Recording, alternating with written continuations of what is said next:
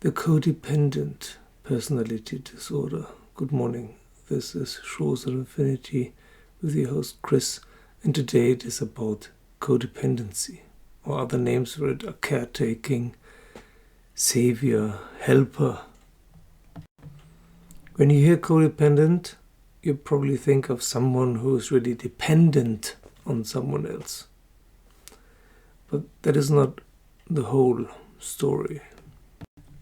The last video was about narcissistic personality disorder, and there are more to come. Today we will talk about codependent personality disorder. It's a different form of personality disorder.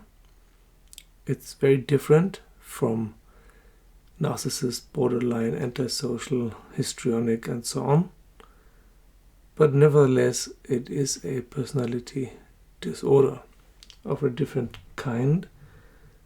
Yet there is a similarity, the victimhood. The codependent sees him or herself as a victim. You probably heard about, from me or someone else, that there are 4 major kinds of trauma response. Usually all these personality disorders are trauma responses or based on trauma responses. The 4 initial, most pure, most popular trauma responses are fight, flight, freeze, and fawn. Fight is to fight back, which is usually not possible as a child. Flight is to run away, which is usually not possible as a child. Freeze is to just do nothing, and maybe even physically to freeze up, which is possible as a child, but usually doesn't save you. And in this freeze state is usually when the biggest traumatization happens, because parts of you are split off. Parts of you internally escape, and other parts are sacrificed to bear the brunt of the attack and the abuse. And these split off parts, they become then the trauma self, or the guardians, or the mind, however you want to put it. And to avoid that, because you learned that fight or flight is not possible, and that freeze is not a good solution, the 4th trauma response is born, fawning. Fawning is to placate the attacker, to calm them down, to cheer them up, to ingratiate yourself, to do something for them in the hope that they will be grateful and not attack you the next time. Children who get used to fawn become everybody's darling later. They put on a mask of always being nice to everyone, always smile, always happy, always helpful. And this often leads, or sometimes leads, to codependent personality disorder or caretaking. The best explanation I know is from family constellation. If a parent or legal guardian is very sick, either physically or psychologically, then the child, the son or daughter, will jump in to this vacuum that is being created and will take over the caretaking role. Usually it's the parents' role and responsibility to take care of the children, but if they don't, or if one of them doesn't, then a child or the children will take over and become the caretakers in the family. First of that sick parent, and later of the whole family. And later even probably of everyone. The natural borders are broken and breached, and caretakers cannot feel these borders anymore. They don't have a sensation. They cannot perceive and gauge a natural border anymore. What's me and what's the other person? So not only do their personal borders get breached all the time, they also breach everyone else's border. It's not that they're only victims. They're very übergriffig in German. The English translation would be something like invasive. But since family constellation was born in Germany, the main term is German, sorry. So invasive or intrusive. What is meant that you're reaching across the boundaries, across your personal boundary of what you're capable of and across what the other person needs and wants, and just do it for them. An example is someone is asking, do you need help? And already starts doing what he or she thinks is helpful to you without awaiting the response, or not asking at all, just doing it. Of course, this kind of help can be horrible because those persons usually don't know what is helpful to others. They just assume. But they're so used to doing things for others, often beyond their own capacities, that they're just doing it automatically. Because as a child, you don't know yet what your capacities are and what your borders are. And if you're helping your mother, for example, all the time, your sick mother, you kind of become the mother. You become the adult in this relationship, which you're not. And then you're overwhelmed.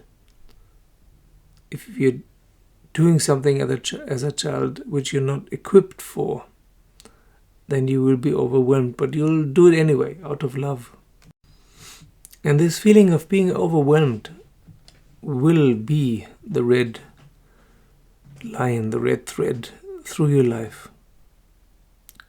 Codependents always feel overwhelmed, always do more than they have energy for, and they do it anyway, until the burnout or another disease waves with its red flag. That's usually the only thing that can stop a codependent, is some kind of disease, be it physical or psychological, on the case of burnout, both. Funnily enough, in Ayurveda, this is one of the first disciplines of medicine and healing that recognized what burnout actually is. Burnout is not only that you have overextended yourself by too much stress, for example, stress in work, stress in relationship, and then also to care for your sick mother who's in the throes of dying. One construction site in your life is usually enough. If you have 2 or 3, it might lead to burnout, but that is not the whole story. The true reason for the burnout is this invasiveness, intrusiveness. And in connection with that, the need to be appreciated.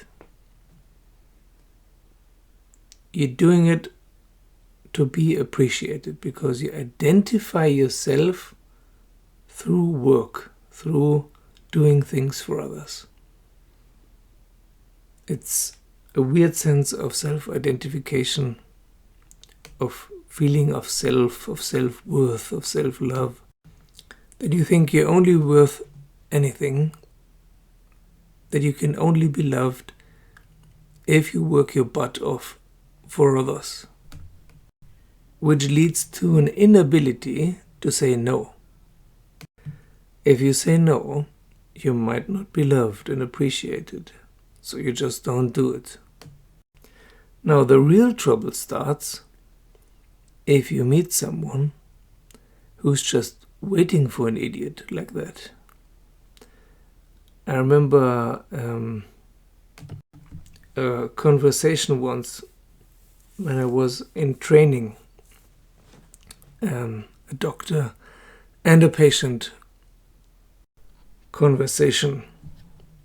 And the patient described to the doctor why he had so much pain in the back and the neck and the shoulder is because he cut his whole huge hedge on one day. If you never do this except once a year, once every 2 years, and then try to do it on a whole day without stop, like 10 hours for example, then your body will rebel and experience pain. So the patient was aware of the reason, of the cause of the pain, but was joking around as if it was nothing, because that's what men sometimes do. They pretend to be immune to pain. On the other hand, he was here, so obviously he wasn't immune to pain. So the doctor did something that I think was very clever. He confronted the patient in saying, "Oh, I have a big hedge as well. Would you have time to cut mine as well? I've been looking for an idiot like that for a long time." It was very funny, and it shut the patient up, and it produced the proper result. It made him shut up and think and consider his folly. Because a good healer is not only someone who treats, but also who prevents and helps the patients to prevent. The doctor was an osteopath, by the way.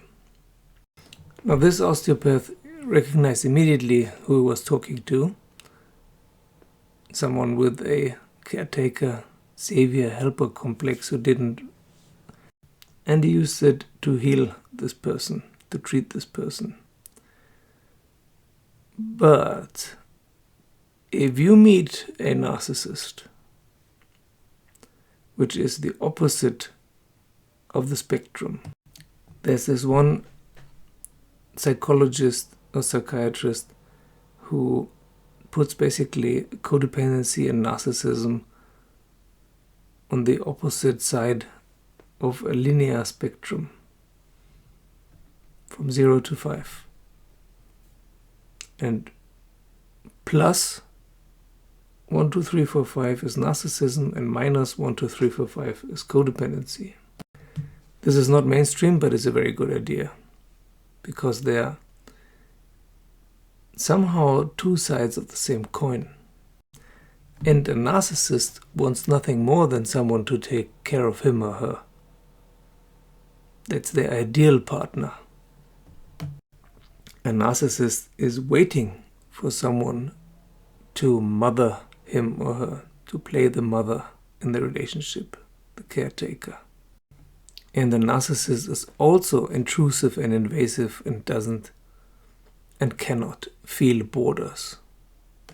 And if he or she can feel borders, he'll breach them anyway. So the narcissist will guilt trip the codependent into doing anything and everything for him or her. And here you can see what David Hawking is talking about, with shame and guilt being at the lowest strata of the Hawking scale. And if someone can exploit shame and guilt, then he can bring people to more or less do anything, as we have also seen collectively in the last 3 years or so. Unfortunately, codependents often cannot see if someone is a narcissist or borderline or antisocial or something like this. And they wander like innocent lambs for the slaughter into a relationship, being it a business relationship or love relationship, with the narcissist. And then wonder what the fuck is going on. But they cannot know. They know something is wrong, but they don't know what. And they stay too long. It's almost impossible. It's very difficult for a codependent to quit a relationship. That is something they have to learn. First they have to learn to say no, and then they have to learn to go. Because they want to save this person, even if they find out that they are codependent and that the other person is a narcissist, the immediate reaction would be, okay, then I will save them. I will heal them with my love. Yuck. They're very clingy. And they rather suffer abuse than to leave the relationship. So why am I talking about this again on this channel, which is about spirituality and enlightenment? Because an inordinate number, a very, very conspicuous number of people on the spiritual path suffer from codependency to some degree. Again, we have these degrees. Some people talk about 0 to 3 or 0 to 4 or 0 to 5. I like to use 0 to 5. And 1 and 2 is very common. 3, 4, 5 not so much. But a lot of people who I met so far on the path have codependency 1 or 2. It's very common. And if it's only 1 and 2, it's quite easy to get out of it, to get rid of it. 3, 4, and 5 takes much more work. Much more and longer work, years and years of work. And of course, as I've said many, many times, traumatherapy, not talking therapy. I've also made a short, what's the difference between traumatherapy and psychotherapy? Link below. Anywho, if you recognize yourself in this and you have it only on strength, intensity 1 or 2, it's relatively easy to get rid of it. With traumatherapy and energy healing can also be helpful, because your whole system, which is partly not only body and not only mind but also energy, in the vital and the subtle sphere, is geared towards helping people, saving people, taking care of them. And this can be removed, these hooks can be removed. It is very useful as a caretaker, as a codependent, to learn to recognize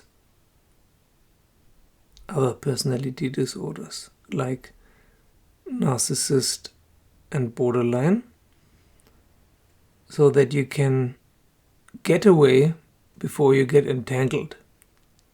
Once you're in a relationship with someone like that, it's much more difficult to get away. If you recognize from the beginning who you're dealing with, then it's still easy enough to break this relationship off before it really develops. Just get the hell out of Dodge. And start to find out what your supply is. Every personality disorder needs some sort of supply.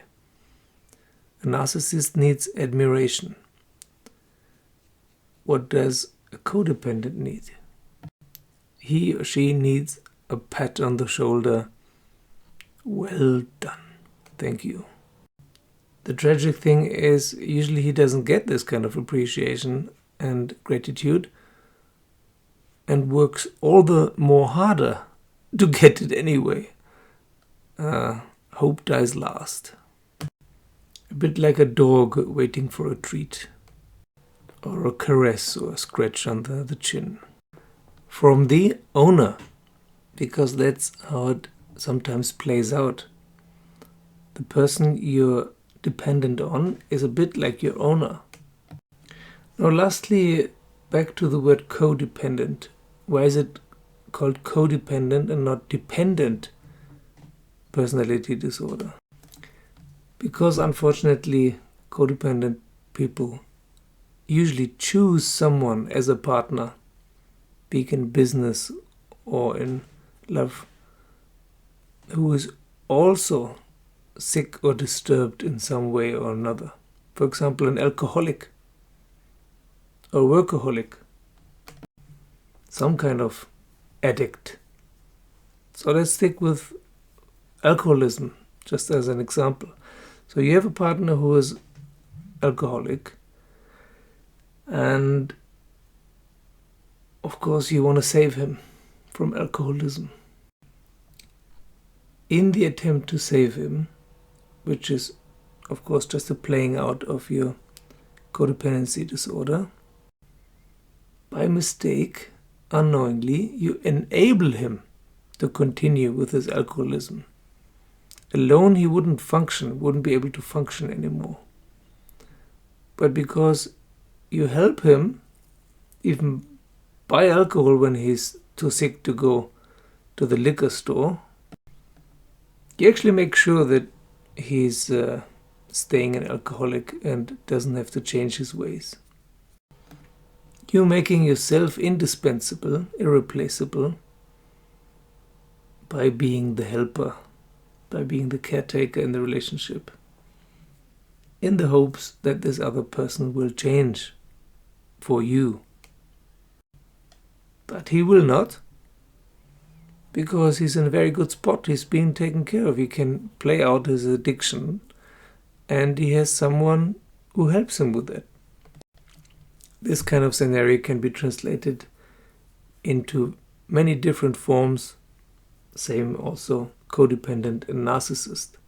A narcissist needs narcissistic supply and admiration, and the codependent is very willing to supply this admiration. And the narcissist is a skilled enough manipulator to know instinctively that the only thing he has to do in return is to give the codependent a pat on the shoulder, symbolically, now and then. Thank you, well done. You're so kind. That's enough to keep them going for weeks and months. If you look at forums on Facebook or any other kind of social media where these things are discussed, then there are often codependents who come forth and tell their story and how horrible everyone is to them and how devilish the last narcissist or borderliner was in their relationship, how innocent they are and how they got exploited for their naivete. And unfortunately, this is often again a playing out of the codependent role, because what they want is empathy. Or if that is not possible, pity. Pity is fine with the codependent. They like it. Unfortunately, what they often don't want or are not seeking is a solution, a healing. They don't want to see that they also play a part in this dysfunctional dyad. It was not only the narcissist who was manipulative in this relationship, it was the codependent, him or herself, as well.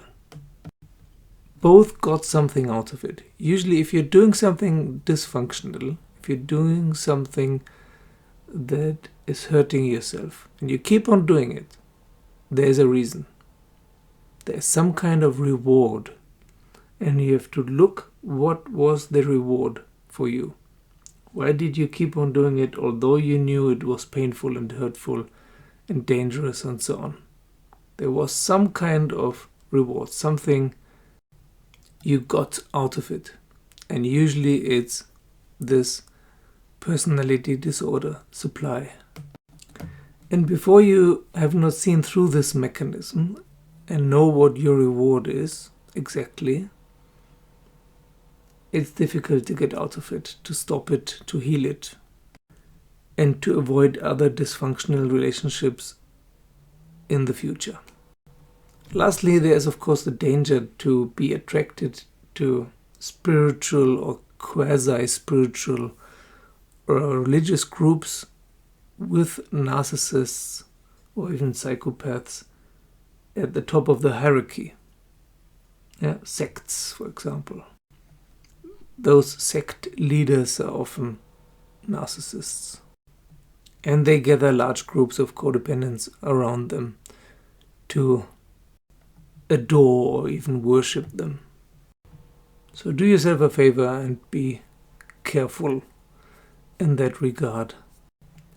If something or someone is too good to be true, seems to be too good to be true, then it is too good to be true. It's fake. It's a lie. It's not real. If you have the impression in the beginning of a relationship that this is the perfect partner, the perfect woman, the perfect man, then be double careful. This is usually just a ruse, a bait, if you are codependent to some degree. Because the other person will notice this immediately, consciously or unconsciously, that you are such, and will play you like a fiddle. No one is easier to manipulate than a codependent, I'm sorry to say.